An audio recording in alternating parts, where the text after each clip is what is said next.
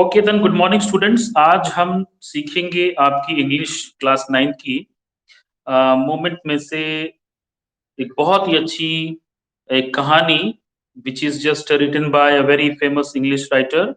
His name is mister Mulk Raj आनंद.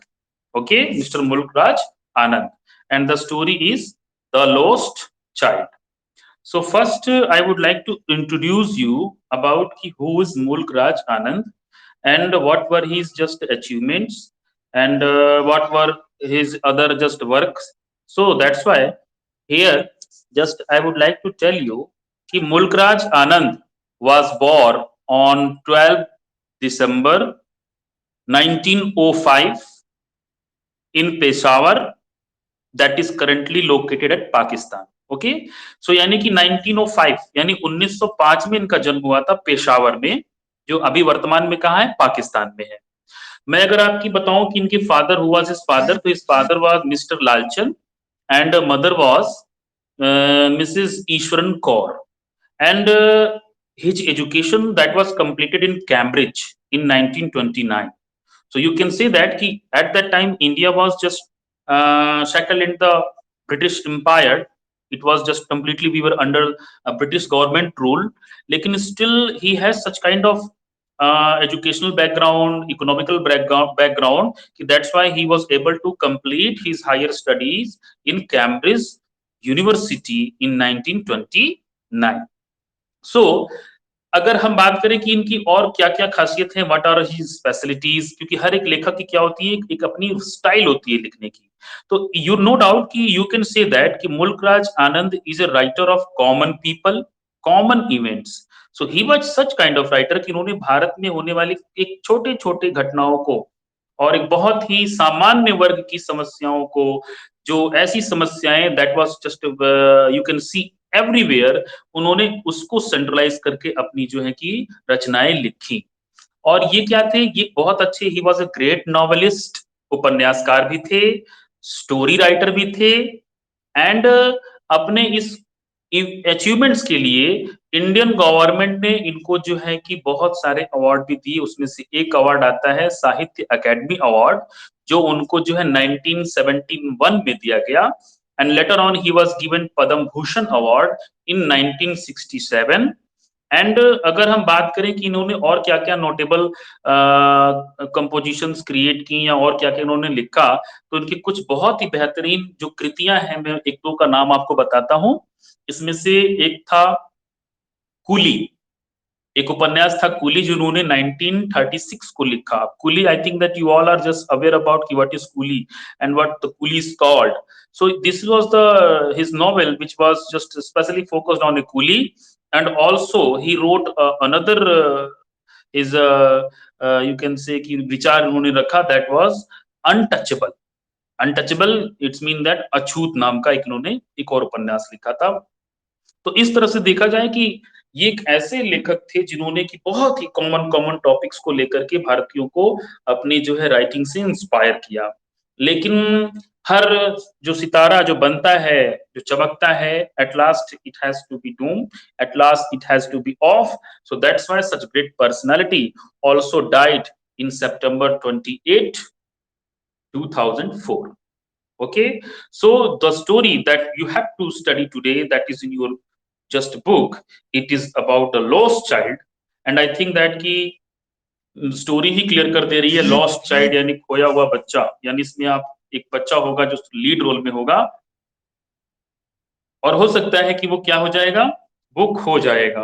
तो हम जानते हैं कि बच्चों जो बच्चे होते हैं, they have a lot of desires, they have a lot of things to think कि हमें ये मिल जाए, वो मिल जाए. और आप हम जब भी मेले में जाते हैं तो we have such kind of eager कि हमें ये देखने को मिलता है, ये हम खरीद लेते. तो बच्चा भी कुछ ऐसा ही है. वो जब जाता है मेले में तो ऑन द वे क्या क्या वो देखता है, क्या क्या उसे दिखाई देता है, कैसे लोग, नजारे, चिड़िया, तितलियां, many more things he used to see. Even just वो मेला में एंटर करता है तो डिफरेंट मिठाइयां देखता है, तो still he is very lingered on them कि काश मुझे मिठाइयां मिल जाती. आगे जाता है तो रंगीन गुब्बारे देखता है, सोचता है काश पिताजी गुब्बारे खरीद देते. फिर आगे जाता है तो उसे गुलमोहर की माला दिखती है, सोचता है कि पिताजी माला खरीद देते. Later on many more things, and at last when he just came near a round about, जो घोड़ा गाड़ी होती है गोल गोल घूमने वाली, तो वहां जाकर वो सहम जाता है, ठिठक जाता है कि काश पापा कहते कि बेटा झूल लो। लेकिन आई think that in this lesson his father's economical condition is not good, and that's why कि जो चीजें वो सस्ती सस्ती भी मांगने की या पाने की एक्सपेक्टेशन रखता है, वो उसे मिल नहीं पाती। तो वो कुछ कहता ही नहीं और चुपचाप अपने पेरेंट्स के साथ चलता चला जाता है, चलता चला जाता है। बट एट लास्ट जो है वो उस राउंडा बोर्ड के पास अपने पेरेंट्स से बिछड़ जाता है, खो जाता है। और जब आप समझ सकते हैं कि यहाँ हम देखेंगे कि कैसे अगर एक बच्चा अगर मेले में खो जाए तो उसकी क्या मनोव्यथा होगी, what were his feelings, how he is just completely you can से कि बेचैन हो गया होगा कि कैसे मैं कैसे ढूंढूं माता पिता को। तो ये हम इस लेसन में देखेंगे। हालांकि एक अच्छा आदमी उसे बचाता है, उसे ढूंढता है और उन सारी चीजों के पास ले जाता है जिसको उसको पाने की इच्छा रहती है कि but later on, do you know that what he said? कि only he said one word, I want my mother, I want my father। यानी मुझे अब ये चीज कुछ नहीं चाहिए। यानी बच्चे के लिए भले दुनिया की हर एक चीज लुभावनी हो सकती है, अट्रैक्टिव हो सकती है, लेकिन अगर वो बात आए कि उसके माता पिता की, तो he cannot just compromise with his parents और and he cannot live। So ये कहानी अब स्टार्ट करने जा रहे हैं। मैं आपको स्क्रीन शेयर करता हूँ, आप अपनी डिस्प्ले पर देखिएगा। बहुत ही प्यारा चैप्टर है। और चूंकि मुल्कराज आनंद was such kind of writer ना कि his words are very selective, and when you will read this story you will feel his power of imagination। आपको इनकी इमेजिनेशन की पावर पता चल जाएगी कि वाकई में इस पर्सन में कितना पावर है कि जो सिर्फ बैठे बैठे पूरी कहानी का जो प्लॉट है, पूरी कहानी का जो दृश्य है, that will be completely in front of your eyes। So that's why I'm going to share my screen। You just go there and just see that what he is going to just teach you। So here we are at the lesson of class 9th English। So we are going to open now, it is Hindi chapter। So let me open that PDF। So I hope कि आप इस writer के पूरे एक एक जो word इन्होंने use किया होगा और जो इनकी जो राइटिंग और इमेजिनेशन पावर है, आप you all will be completely amazed. बहुत आपको जो है अमेजिंग लगेगा। यहाँ पर देखिए लॉस्ट चाइल्ड, हम PDF ओपन मैंने कर दिया। Now you are able to see lost child. अब यहाँ देखिए लॉस्ट चाइल्ड चैप्टर स्टार्ट हो चुका है, and the story is saying that in this pink lines it has been written कि a child goes to a fair with his parents। He is happy and excited and wants the sweets and toys displayed there, but his parents don't buy them for him। Why then does he refuse when someone else offered them to him। यानी एक समय था जब उस बच्चे को वो हर चीजें चाहिए थी, लेकिन एक समय ऐसा आया कि वो सारी चीजें उसको मिल रही थी, लेकिन वो उसे लेना ही नहीं चाह रहा था। अब मैंने तो स्टोरी थोड़ी सी रिवील कर दी है आपको, लेकिन जो है कि फिर भी we are going to study this chapter from first para, from first line, and you just imagine yourself. Okay, it was the festival of spring. From the wintry shades of narrow lanes and alleys emerged in a galley-clad humanity। Some walked, some rode on horses, others sat, being carried in bombo and bullock carts। अब यहाँ पे देखिए line start हो चुकी है। आप word को देखिए कितना इंपॉर्टेंट और बहुत ही क्रिटिकल वर्ड्स इन्होंने यूज किए हुए हैं, बहुत ही क्रूशियल वर्ड्स यूज किए हुए हैं। तो यहाँ पर ये बात तो पता चल गई कि it was the festival of spring. यानी फेस्टिवल था किसका? स्प्रिंग का। स्प्रिंग मीन्स, अब जानते हैं स्प्रिंग मतलब क्या होता है, यानी कि बसंत का मेला का त्योहार था, मेला लगा हुआ था, त्योहार लगा हुआ था। फ्रॉम द विंट्री शेड्स ऑफ, जो विंट्री, विंट्री का मतलब होता है शीतकालीन, ठंडी। शेड्स मतलब क्या होता है? परछाइयां। ऑफ नैरो, मतलब नैरो का मतलब सकरी, पतली पतली। और लेन्स का मतलब क्या होता है? जो गलियां थी, एलाइज, लेन्स, गलियां और जो चौराहे थे। इमर्ज्ड इन अ गैली क्लैड ह्यूमैनिटी, यानी सारी गलियों से लोग आकर के, लोगों का ह्यूमैनिटी, क्लैड, क्लैड का मतलब ढका हुआ। ये पूरी चीज जो है भीड़ भाड़ लोगों से ढकी पड़ी थी।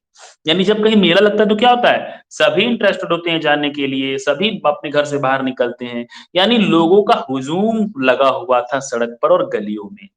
Some walked from some rode on horses, कुछ पैदल जा रहे थे, कुछ घोड़े पे जा रहे थे, कुछ बैठ के जा रहे थे और कुछ बैलगाड़ियों पे जा रहे थे। मतलब कुल मिला के सारे लोग मेले में जा ही रहे थे। अब यहां से बच्चे की बात शुरू होती है कि one little boy ran between his father's leg, brimming over with life and laughter.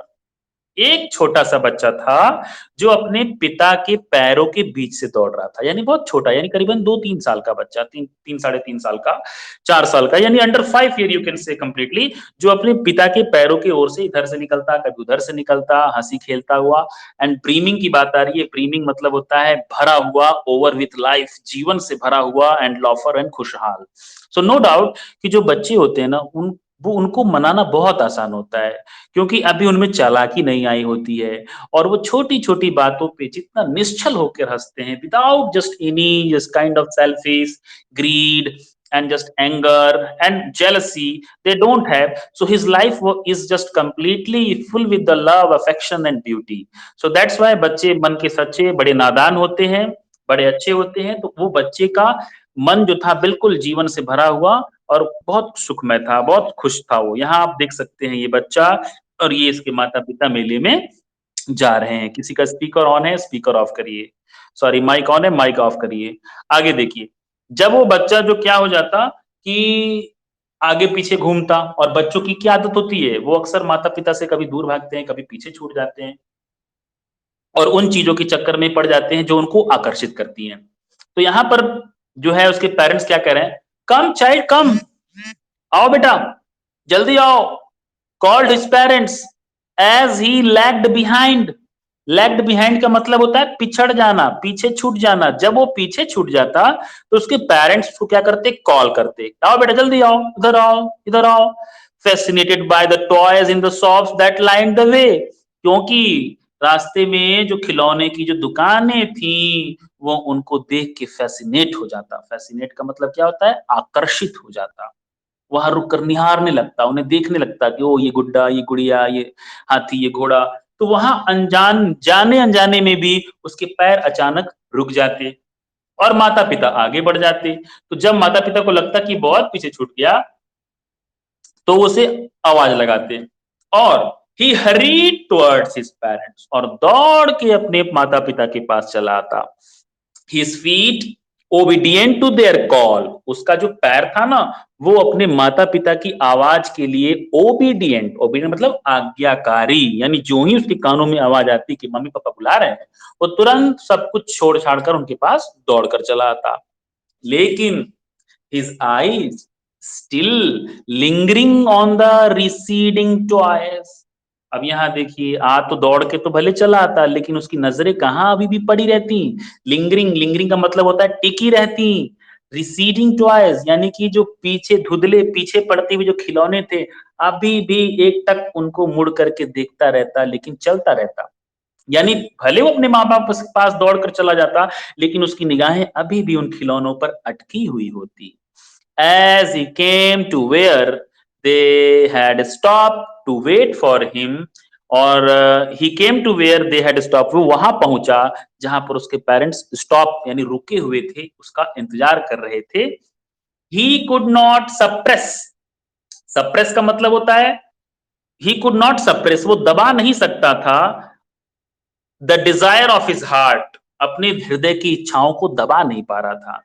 Even through he well knew the old cold stare of refusal in their eyes, और वो ये भी जानता था कि पुराना या ओल्ड स्टेयर यानी कि ओल्ड ओल्ड स्टेयर और रिफ्यूजल माने इनकार, यानी वो जानता था कि जो भी चीज अच्छी लग रही है वो हर चीज उसके मम्मी पापा नहीं खरीदने वाले।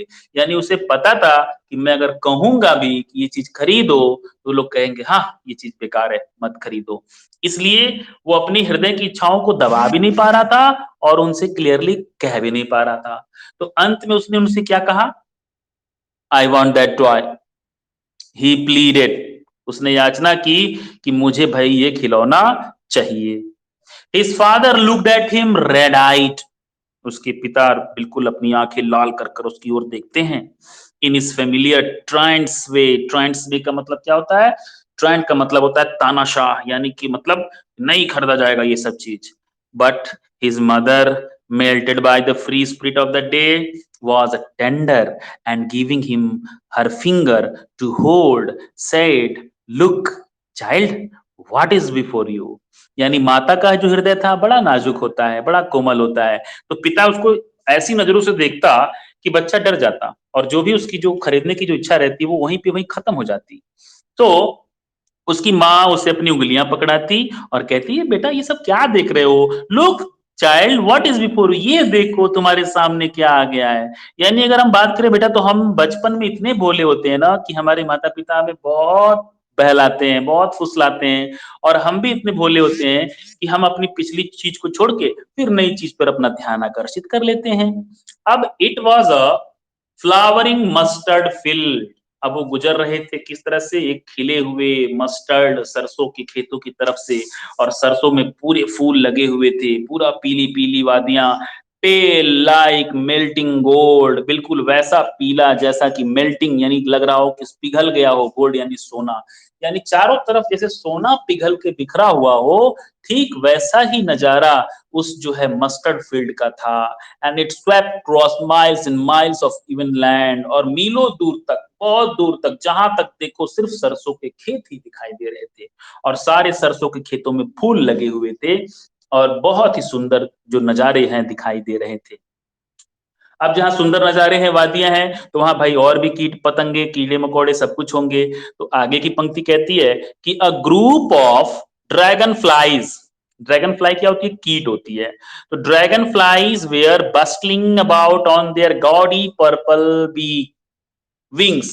अब यहां पर क्या हो रहा था कि जो जो ड्रैगन फ्लाइज थी, they were bustling about on their gaudy purple, अपने पंखों को अपने उन्होंने फैलाकर भड़कीले, गाउडी का मतलब होता है भड़कीले पंखों को, और बस्टिंग का मतलब होता है जब वो हिलाती हैं तो उसमें से की आवाज आती है, तो अपने भड़कीले पंखों को जो है पर्पल विंग्स को वो दिखा रही थी, और intercepting the flight of a lone black bee, और क्या कर रही थी? इंटरसेप्टिंग का मतलब होता है रोक रही थी, किसका रास्ता? एक लोन ब्लैक बी यानी एक काली जो बी थी, मक्खी, ठीक है, मधुमक्खी। तो और बटरफ्लाई, या फिर वो शायद तितली रही होगी, in the search of sweetness from the flower, जो कि फूलों से उसका रस लेने जा रही होगी, लेकिन ये ड्रैगन फ्लाइज क्या कर रही थी? उसको जाने नहीं दे रही थी। अब सोचिए, ये कल्पना शक्ति है, this is the imagination power of the writer. The child followed them in the air with his gaze. अब बच्चा क्या करने लगा कि उनको गेज करने लगा, उनको ढूंढ निहारने लगा, बहुत ही ध्यान से देखने लगा, और उनके पीछे पीछे जाने लगा। Till one of them would still it's wing and rest. तब तक, कब तक? जब वो जाकर के वहां जाकर, अब क्या होती है, ड्रैगन फ्लाइज जाकर बैठती है, तो उसकी क्या इच्छा थी कि मैं जाकर के इसको पकड़ लूं। तो he would try to catch it, और जब वो बैठती तो ये उन्हें पकड़ने की कोशिश करता, but it would go fluttering flapping up into the air. लेकिन वो क्या करती? तुरंत अपने पंखों को निकालती और आराम से वहां से उड़, पंख हिलाती हुई वहां से भाग जाती। यानी तितली को या फिर ऐसे जो कीट हैं, इनको पकड़ पाना इतना इजी गोइंग नहीं है, तो वो क्या हो जाती, वो उड़कर चली जाती। And when he had almost caught on it hands, यानी लगभग अब पकड़ने ही वाला होता था, जो उसने अपनी दोनों उंगलियां बढ़ा करके उनके पंखों को पकड़ने की कोशिश करता, त्यों तुरंत ये जो कीट थे ये वहां से उड़ जाते। Then his mother gave a cautionary call. Cautionary call का मतलब होता है सचेत पूर्ण, कि नहीं बेटा ये सब नहीं करते। तो उन्होंने जो है सचेत पूर्ण कॉल लगाया, come child come, come on to the footpath, यानी अब खेतों के रास्तों से निकलो, अब कहां पर आओ? फुटपाथ पर आओ। So he ran towards his parents gaily and walked abreast of them for a while, being however soon left behind, attracted by the little insects and worms along the footpath that were teeming out from their hiding places to enjoy the sunshine. अब बच्चा क्या किया? अब जो बच्चा है, the ran towards his parents gaily, gaily का मतलब होता है लापरवाही भरे तरीके से, यानी एकदम मनमौजी तरीके से अपने पिता, अपने पेरेंट्स की तरफ दौड़ा, और जाके थोड़ा सा वहां रुका, लेकिन फिर पीछे छूट गया। क्यों पीछे छूट गया?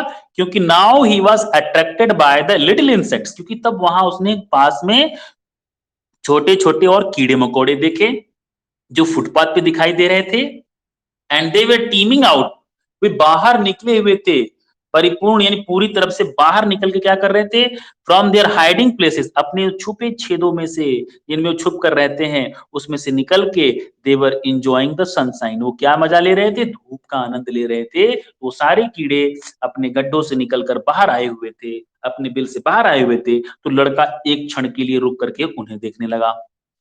जब बार बार वो रुकता तुरंत उसके पेरेंट्स चिल्लाने लगते, कम चाइल्ड कम, आओ बेटा जल्दी आओ। His parents call from a shade of a groove, उसके माता पिता ने उसे आवाज कहां से लगाई, एक झाड़ी के पास से लगाई। Where they had seated themselves on the edge of a wall, वो क्या है, कुएं का जो चबूतरा होता है वहां वो बैठे हुए थे एक झुरमुट के पास, और वहां से उन्होंने बच्चे को आवाज लगाई कि बेटा चल इधर आ जा, इधर आ जा। He ran towards them, और वह उनकी तरफ दौड़ते हुए चला गया। अब यहाँ पैरा चेंज हो रहा है। A shower of young flower fell upon the child as he entered the group. यानी कि शावर क्या होता है, शावर जैसे जब समझ लीजिए कि आपके वॉशरूम में भी शावर लगा हुआ है, यानी किसी चीज की बरसात होना बहुत स्वीट वे में, बहुत प्यारे वे में। तो वहां पर जब वो पेड़ के नीचे से जब गुजरा तो जो फूल थे वो अचानक से झड़ने लगे, झाड़ी में से झड़ने लगे, और बच्चे के ऊपर फूल, चारों तरफ से फूल उसके और उसके पेरेंट्स की तरफ से गिरने, ऊपर गिरने लगे। एंड जब वो गिरने लगे तो फॉरगेटिंग हिज पेरेंट्स, तो अपने फूलों के उस गिरने के आनंद को ऐसा महसूस करने लगा कि मानो वो अपने माता पिता को ही भूल गया हो। And he began to gather the raining petals in his hand, और जो पंखुड़ियां फूलों की जो उसके ऊपर गिर रही थी वो उनको कलेक्ट करने लगा, जो बरस रही थी पंखुड़ियां फूलों की वह उन्हें हाथों से अपने बीनने लगा, बटोरने लगा।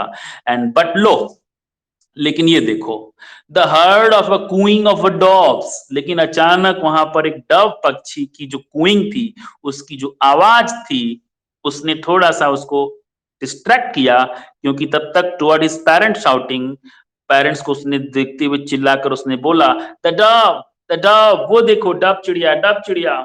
The raining petals drop from his forgotten hands, और जिन पंखुड़ियों को वो कलेक्ट कर रहा था वो उसे उसने तुरंत छोड़ दिया, वो तुरंत गिर गई। और फिर वो डब, यानी यहाँ आप क्या देख रहे हैं, बच्चे का चंचल मन, कि उसका मन किसी भी एक चीज पर नहीं लग रहा, वो हर चीज को पाना चाहता है। He want to just explore everything, each thing, that's why he is not centralized to do only one thing।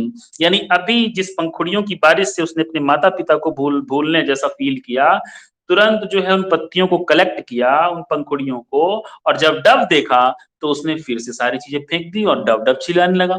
तब तक फिर से इसके पेरेंट्स ने आवाज लगाई, come child come. They called to the child who had now gone running in the wild capers round the banyan tree, and gathering him up to took the narrow winding footpath which led to the fair through the mustard fields। यानी अब वो मेले की तरफ, जो main जो road थी उसकी तरफ पहुंच चुके थे, बनियान ट्री के पास, जहां से जो है उनको अब अपने आगे के रास्ते के लिए मुड़ना था। वहां एक जो नैरो और विंडिंग फुटपाथ बना हुआ था, जो कि ये मस्टर्ड फील्ड के खेतों से होता हुआ फेयर की तरफ जाता था। तो यहाँ फिर से उसके पेरेंट्स ने आवाज लगाई, बच्चा फिर से दौड़ा हुआ आगे बढ़ा। अब ये रास्ते से होते हुए अब ये गांव की तरफ निकल रहे हैं, यानी कि मेले वाली सिटी की प्लेस की शुरुआत अब हो चुकी है। So as they near the village, जब वे गांव के और पास पहुंचे, the child could see many other footpaths full of throngs converging to the whirlpool of the fair, and felt at once repelled and fascinated by the confusion of the world he was entering। यानी अब इतनी भीड़ भाड़ में ऐसी जगह inter कर रहा था कि अब जो है कि वो होने लगा, अब ये सोचने लगा कि भाई हम कैसे, कहाँ हम जा रहे हैं। तो यानी कि यहाँ पर जब बनियान ट्री के पास आया और वहां से जो घुमावदार जो मोड़ था और बाकी जो झुरमुट थे, उन सब से होते हुए अब वो निकल चुके थे अपने किसकी तरफ, गांव की तरफ। और जब वे वहां पहुंचे तो footpath full of throngs, throngs का मतलब होता है भीड़, बहुत सारी भीड़, converging to the whirlpool of fair, जो कि वर्लपुल मतलब क्या होता है, भंवर, यानी सारे लोग आ करके उसी ट्रैक से, उसी रास्ते में मिल जा रहे थे, मिक्स हो जा रहे थे। एंड जस्ट कंप्लीटली जो कन्वर्ज हो रहे थे, समीप आते जा रहे थे और भीड़ बढ़ती जा रही थी। एंड वो कंफ्यूज हो रहा था इस बात को लेके कि भाई ये किस दुनिया में आता जा रहा है, कहाँ जा रहा है। और जब वो अंदर पहुंचा तो वहां उसकी पहली जो नजर थी, स्वीट मीट सेलर हॉक, एक मिठाई बेचने वाला चिल्ला रहा था, गुलाब जामुन, रसगुल्ला, बर्फी, जलेबी ले लो jalebi. So at the corner of the entrance and a crowd pressed round his counter at the foot of an architecture of many colored sweets decorated with the leaves of silver and gold। और उसने क्या देखा कि भाई एक हलवाई जो था अपनी जितनी डिफरेंट मिठाइयां थी वहां पर वो जो है वो बेच रहा था। And crowd pressed round his counter, उसका जो काउंटर था ना वहां भीड़ लगी हुई थी। एंड पूरा का पूरा जो डिफरेंट कलर की जो मिठाइयां थी डेकोरेट थी वो किससे, सोने और चांदी की जो लीव्स होती हैं, पतली परत होती है वर्क का काम, उससे वो मिठाइयां सजा कर रखी हुई थी और बहुत ज्यादा भीड़ उसके काउंटर पर लगी हुई थी। अब देखिए भाई बच्चा है, लालच लग रही है उसको। द चाइल्ड स्टेयर्ड ओपन आइड, बेचारा बच्चा खुली आंखों से मिठाइयों को देख रहा था। His mouth watered for the barfi, उसका मुंह पानी, उसके मुंह में पानी आ गया किसको देख के, बर्फी को देख के।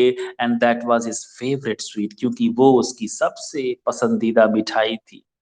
तुरंत स्लोली मरमर्ड, धीरे से उसने कहा, बुदबुदाया, आई वांट दैट बर्फी, मुझको बर्फी चाहिए। बट ही हाफ न्यू, लेकिन वो आधा तो ये जानता ही था कि as he beg that his plea would not be heeded, जो अगर याचना करता है अपनी प्ली, इस विनती के लिए अगर वो प्रार्थना करता है कि मुझे बर्फी दे दो, तो इट वुड नॉट बी हीडेड, वो स्वीकार नहीं होगी। ठीक है, कोई ध्यान भी नहीं देगा, हीडेड मतलब ध्यान देना, because his parents would say he was greedy, क्योंकि हो सकता हो कि उसके पेरेंट्स बोलेंगे कितना लालची लड़का है। So without waiting for an answer he moved on, यानी वो धीरे से बोलता मुझे बर्फी चाहिए, ये मन कर रहा है खाने का। लेकिन वो जानता था कि कोई खरीदेगा नहीं, इसलिए बिना किसी उत्तर को पाए चुपचाप वहां से चला गया। अब आगे फिर अगले दूसरे उसने क्या देखा, अ फ्लावर सेलर हॉक्ड, एक फूल बेचने वाला आवाज लगा रहा था, a garland of gulmohar, a garland of gulmohar, यानी गुलमोहर की माला ले लीजिए। गुलमोहर एक जो है बहुत सुंदर उसकी मालाएं बनती हैं, एक पेड़ होता है उसके फूलों से बनाई जाती है। द चाइल्ड सीम इरिस्टिबली ड्रॉन, लड़का बहुत बुरी तरीके से उस माले की तरफ आकर्षित हो गया।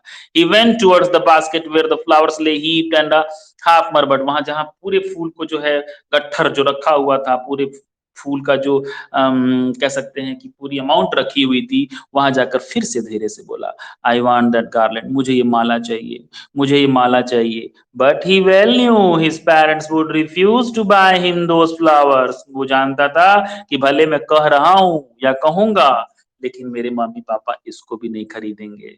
एंड क्या बोलेंगे कि दे वेयर चीप, ये चीजें बहुत सस्ती सस्ती चीजें हैं, क्या करोगे माला। यानी अक्सर हम अगर छोटे होते हैं ना, अगर आप बड़े भाई बहन हो तो अगर आप अपने छोटे भाई को देखो ऐसे ही आप भी ट्रीट करते हो, कहते हो ये बेकार है, ये बेकार है, किसी मतलब का नहीं है। तो इस तरह से क्या होता है कि बच्चे सोचते हैं कि हाँ भाई हमसे बड़े लोगों ने कहा बेकार है तो बेकार होगा। So without waiting for A answer he moved on, इसलिए फिर क्या हो गया, फिर से वो आगे बढ़ गया। अब जब आगे बढ़ा तो फिर उसकी निगाह एक बहुत अच्छी चीज पर गई। A man stood holding a pole with yellow, red, green and purple balloons flying from it, एक इंसान था, एक आदमी था जिसने की एक खंबा पकड़ा हुआ था, एक डंडा, एक मोटा सा बांस का, और उसमें जो है सुंदर सुंदर पीले लाल हरे पर्पल कलर की गुब्बारे उसमें लगे हुए थे। The child was simply carried away by the and he was filled with an overwhelming desire to possess them all। overwhelming का मतलब अत्यधिक, बहुत ज्यादा, उसकी इच्छा एक दो की नहीं थी, उसकी इच्छा थी कि मैं सारे सतरंगी गुब्बारों को, काश इन रेशमी गुब्बारों को मैं खरीद लेता, काश मुझे सारी की सारी चीजें मिल जाती। But he well knew his parents would never buy him two balloons, क्योंकि वो जानता था कि मेरे माता पिता बलून्स भी नहीं खरीदने वाले, because they would say he was too old to play with such toys, क्योंकि वो उसे लगा कि अगर वो कहेगा कि पापा गुब्बारे खरीदो तो पापा कहेंगे तो कि तुम बच्चे हो, ये तो छोटे बच्चे खेलते हैं। यानी उसे लगा कि मुझे ये नहीं मिलेगा, क्योंकि वो लोग क्या एक्सक्यूज देंगे ये बड़े बच्चों को खेलने वाली चीजें नहीं है। यहाँ भी उसने अपनी इच्छा मार दी। यहाँ यानी पहली इच्छा क्या थी उसकी, गुलाब जामुन खाने की थी। दूसरी इच्छा क्या थी उसकी, कि मुझे गुलमोहर की माला मिल जाए। तीसरी इच्छा थी, गुलाब जामुन नहीं, उसे बर्फी खाने की इच्छा थी। तो दूसरी इच्छा जो है गार्लैंड फ्लावर, जो गुलमोहर फ्लावर लेने की, और तीसरी इच्छा थी कि वो जो है जा करके गुब्बारे वाले से गुब्बारा ले लेता, लेकिन वो भी उसकी पूरी नहीं हो पाई। सो ही वॉकड ऑन फार्दर, इसलिए वो फिर से आगे धीरे धीरे चुपके चुपके चलने लगा। तो इस तरह से I am just going to leave this lesson, यहीं पर इसको छोड़ता हूँ। हम फिर आगे इस चैप्टर को पढ़ने की कोशिश करेंगे। चैप्टर थोड़ा सा बड़ा है, तो आप एक और काम कीजिएगा कि काइंडली आप पीडीएफ ओपन करके एक बार इस लेसन को फिर से आप जो है रीड करने की कोशिश कीजिएगा, इसके सेंट्रल थीम को समझने की कोशिश कीजिएगा। क्योंकि देखिए, मैंने अपने जानने भर में मुल्कराज आनंद, उनकी कॉम्पोजिशंस और उनकी जो राइटिंग स्टाइल है, इसके बारे में मैंने आपको इंट्रोड्यूस करा दिया हुआ है। तो यहाँ पर सवाल बनता है कि बाल बच्चा किन किन नज़ारों से, किन किन वादियों से होकर गुजरा। सवाल बनता है कि उसे क्यों लग रहा था कि वो एक नई दुनिया में जा रहा है। सवाल था कि when just he entered the fair, the first what did he see the first thing.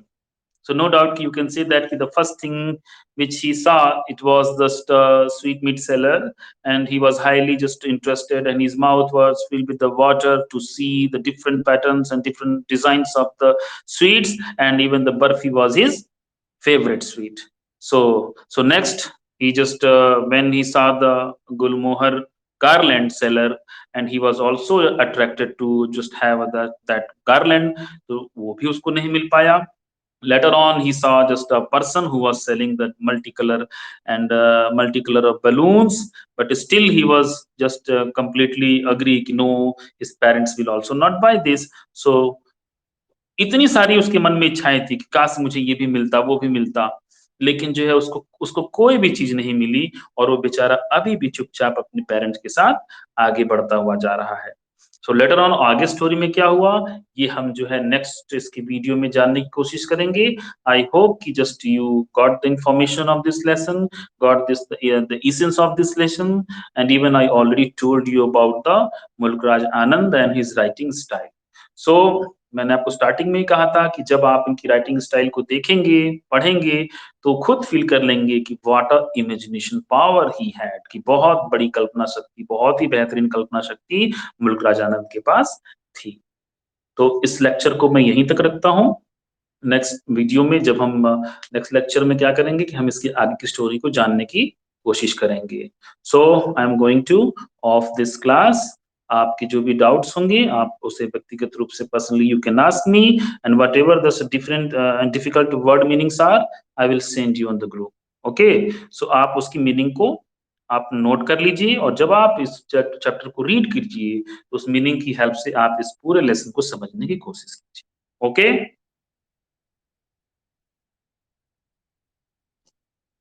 ठीक है ना?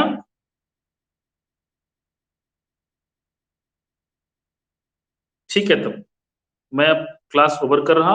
हम नेक्स्ट चैप्टर, नेक्स्ट वीडियो में और नेक्स्ट लेक्चर टाइम में रिमेनिंग पोर्शन को भी पढ़ लेंगे। Okay, bye, see you, take care.